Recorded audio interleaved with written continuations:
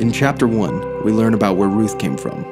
A man named Elimelech marries a woman named Naomi in the town of Bethlehem. They have 2 sons, and they all travel to Moab during a famine. Elimelech dies, and the 2 sons marry women from Moab. One marries Orpah, the other marries Ruth. Those 2 men die in Moab, and Naomi decides to return to Bethlehem. Orpah returns to her family, but Ruth travels with Naomi back to Bethlehem.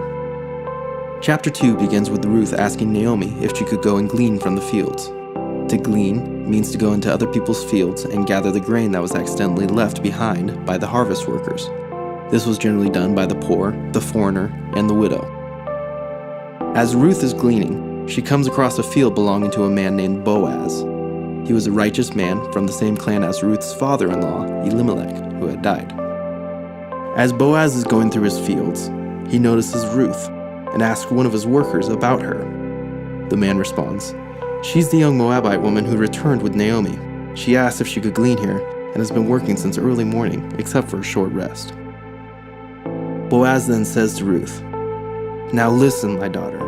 Stay and glean with the women here on these fields. Don't go to anyone else's. These men won't harm you, and when you are thirsty, you may drink the water that my workers have." Ruth falls to her face, bowing to him and saying, "Why have I found favor in your eyes? I'm a foreigner." Boaz responds, "I've heard about your situation. I've heard that your husband has died, but that you chose to leave your family, friends, and country to stay with your mother-in-law in a foreign land. May the Lord bless you for this."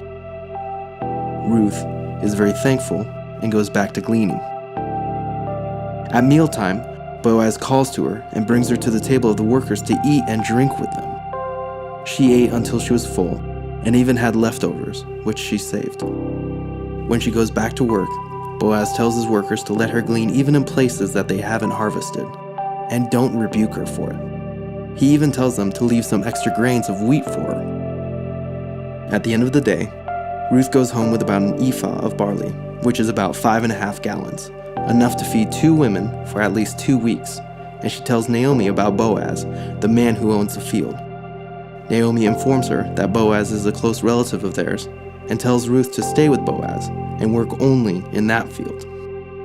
So Ruth gleaned in the field belonging to Boaz until the end of the harvest and continued living with her mother-in-law, Naomi.